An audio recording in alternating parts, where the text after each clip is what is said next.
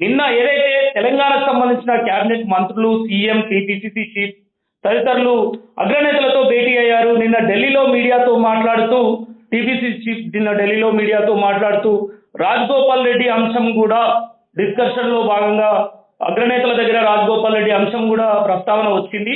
త్వరలో అగ్రనేతలు రాహుల్ గాంధీ కానీ, మల్లికార్జున ఖర్గే కానీ, కేసీ వేణుగోపాల్ కానీ ఖచ్చితంగా రాజగోపాల్ రెడ్డిని పిలిపించి మాట్లాడబోతున్నారు అంటూ నిన్న టీపీసీసీ చీఫ్ చెప్పిన పరిస్థితి.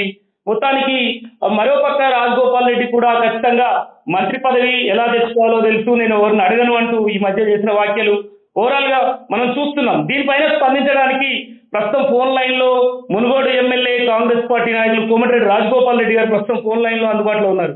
జరుగుతున్న పరిస్థితులు చూశారు. నిన్న టీపీసీసీ చీఫ్ పార్టీ అధ్యక్షుడు మహేష్ కుమార్ గౌడ్ మాట్లాడుతూ రాజగోపాల్ రెడ్డి అంశం తెర మీదికి వచ్చింది, దీని గురించి మాట్లాడడానికి త్వరలో అగ్రనేతలు పిలిపిస్తారు, మాట్లాడతారు అని అంటున్నారు. ఎలా చూడొచ్చు దీన్ని?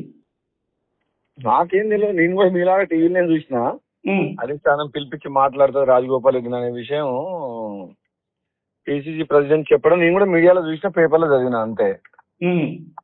ఎలా చూసేది ఏముంది, మరి పిలిచినప్పుడు తప్పకుండా అధిష్టానం దగ్గర పోయి అన్ని విషయాలు మాట్లాడతాను. వాళ్ళు పిలిపించినప్పుడు ఇక్కడ జరుగుతున్న పరిణామాలు కానీ అక్కడ ఏంది పరిస్థితి అని అన్ని మాట్లాడిస్తాను అంతే. అంటే అన్ని నియోజకవర్గాల్లో అన్ని మున్సిపాలిటీల లాగా మునుగోడులో కూడా మీ నియోజకవర్గంలో 2 మున్సిపాలిటీలను మీరు కైవసం చేసుకున్నారు, అందరినీ పిలిపించి మెచ్చుకున్నారు, అధిష్టానం అందరినీ అభినందించింది అంటున్నారు. మరి మీకు అలాంటి అభినందనలు ఇలాంటి ఏం దక్కలేదా? మాకు ఒక వ్యక్తి ప్రతి ఎమ్మెల్యేని పిలిపించి మాట్లాడడం అధిష్టానానికి సాధ్యం కాదు కదా.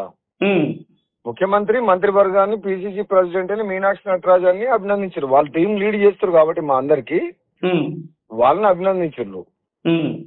అంటే అందరు ఎమ్మెల్యేలను పిలవడం సాధ్యం కాని.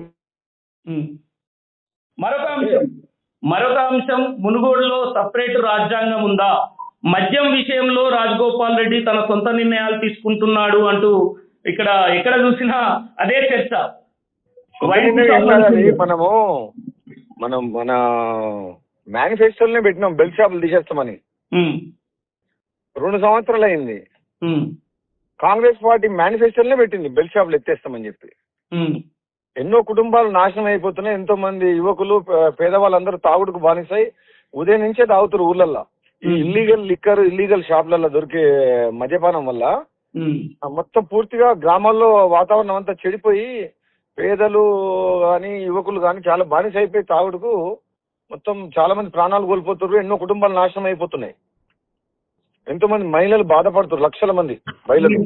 వాళ్ళని కాపాడాలంటే బెల్ట్ షాపులు ఆపేయాలి. అది మనం మన మేనిఫెస్టోలో చెప్పినాం కాబట్టి మునుగోడులో బెల్ట్ షాపులు ఆపేయడం జరిగింది. కానీ వైన్ షాప్ల యజమానులు మరి ప్రభుత్వం పెట్టిన రూల్ కు మేము టెండర్లు వాడి లక్షల డబ్బులు పెట్టి దక్కించుకుంటే లాస్ అవుతున్నాం కదా బిజినెస్ పరంగా. వాళ్ళేం లాస్ కావడం లేదు. చాలా వైన్ షాప్ వాళ్ళు చాలా మంది చాలా రకాల దందాలు చేస్తారు. వాళ్ళు మామూలుగా అయితే బెల్ట్ షాప్లకు అమ్మకూడదు, అమ్ముతున్నారు. వాళ్ళు దుకాణాల్లో పెట్టే స్టాక్ ఏదైతే ఉంటుందో అది మిగతా దగ్గర కూడా ట్రాన్స్ఫర్ చేస్తారు. చాలా రకాల ఉన్నాయి దాంట్లో దందాలు. అవన్నీ మాట్లాడదలుచుకోలేదు కానీ టైమింగ్స్ మాత్రం మార్నింగ్ ఉదయం 10 గంటలకు వద్దు, 1 గంటలకు తెరవమని చెప్పడం జరిగింది. మా వైన్ షాపులు అందరూ కూడా ఒప్పుకొని మా నియోజకవర్గంలో అందరూ 1 o'clock ఓపెన్ చేస్తున్నారు. చివరిగా ఒక ప్రశ్న, ఇప్పుడు మున్సిపల్ ఎన్నికలు కావచ్చు, సర్పంచ్ ఎన్నికలు కావచ్చు, అలానే మరి ఈ ఎంపీటీసీ జెడ్పీటీసీ ఎన్నికల్లో కూడా అలానే మొత్తం కాంగ్రెస్ పార్టీ కైవసం చేసుకోబోతుందంటారా? అంటే రాష్ట్ర ప్రభుత్వం సపోర్ట్ తీసుకుంటలేరు, మీరు సొంతంగా వెళ్తున్నారు, ఎన్నికలకు వెళ్ళిపోతున్నారు. సపోర్ట్ ఏముంది, సపోర్ట్ అనేది ఏం లేదు శేఖర్. దీంట్లో అందరితో పాటు నేను కూడా ఎమ్మెల్యేనే. కాంగ్రెస్ పార్టీ అధికారంలో ఉంది. మామూలుగా అయితే రూలింగ్ పార్టీకి అనుకూలంగా ప్రజలు ఓట్లు వేస్తారు స్థానిక సంస్థల ఎన్నికల్లో. 70 to 80% మామూలుగా కూడా కాంగ్రెస్ పార్టీ గెలుస్తుంది. అందులో ఎవరు గొప్పతనం ఏం లేదు. దాంట్లో ఎవరు గొప్పలు చెప్పుకోవాల్సిన అవసరం లేదు. అందరు స్థానికంగా ఇప్పుడు ఎమ్మెల్యేగా నేను 2 మున్సిపాలిటీ గెలిపించిన. అట్లా అందరు ఎమ్మెల్యేలు అందరు మంత్రులు వాళ్ళ నియోజకవర్గాల్లో గెలిపించుకుంటారు.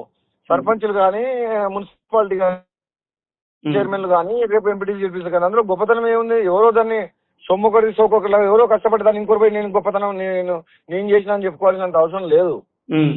ఏ ఎమ్మెల్యే ఏ మంత్రి వాళ్ళ నియోజకవర్గాల్లో కష్టపడి ప్రభుత్వం అధికారంలో ఉంది కాబట్టి డెఫినెట్ గా ప్రజలు కూడా అధికార పార్టీకే ఓటేస్తారు స్థానిక సంస్థల ఎన్నికల్లో. ఇంకా 3 ఏళ్ళు గవర్నమెంట్ ఉంది. నా ఇప్పుడు ఢిల్లీ అధిష్టానం త్వరలో మిమ్మల్ని పిలిపిస్తానని అంటుంది. మరి మంత్రి పదవి విషయం మళ్ళీ మాట్లాడతారా ఢిల్లీలో? అధిష్టానం దృష్టికి తీసుకెళ్తారా? ఏదైనా అధిష్టానం పిలిపించినప్పుడు మాట్లాడతా. అధిష్టానం నిర్ణయం ఏం తీసుకున్నా దానికి ఇవ్వకపోయినా అధిష్టానమే ఫైనల్. మా అధిష్టానం తరఫున నాతో మాట్లాడి పార్టీలకు తీసుకొచ్చిండ్రు. కానీ నిర్ణయం అధిష్టానం ఏ నిర్ణయం తీసుకున్నా దానికి కట్టుబడి ఉంటాను నేను. కానీ సీఎం రేవంత్ రెడ్డి మాట్లాడుతూ 10 ఏళ్ళు నేనే ముఖ్యమంత్రిగా ఉంటానంటున్నాడు కదా. ఆ విషయంలో నేను ఆల్రెడీ క్లారిఫికేషన్ ఇచ్చిన. తప్పు మాట్లాడుతుండ్రు రేవంత్ రెడ్డి, అది కరెక్ట్ కాదు. దాన్ని అట్లా మాట్లాడితే కాంగ్రెస్ పార్టీ బలహీనపడుతుంది, అధిష్టానాన్ని అవమానించినట్టు, మా అందరిని కూడా అవమానించినట్టు అట్లా మాట్లాడకూడదని చెప్పిన రెడ్డి.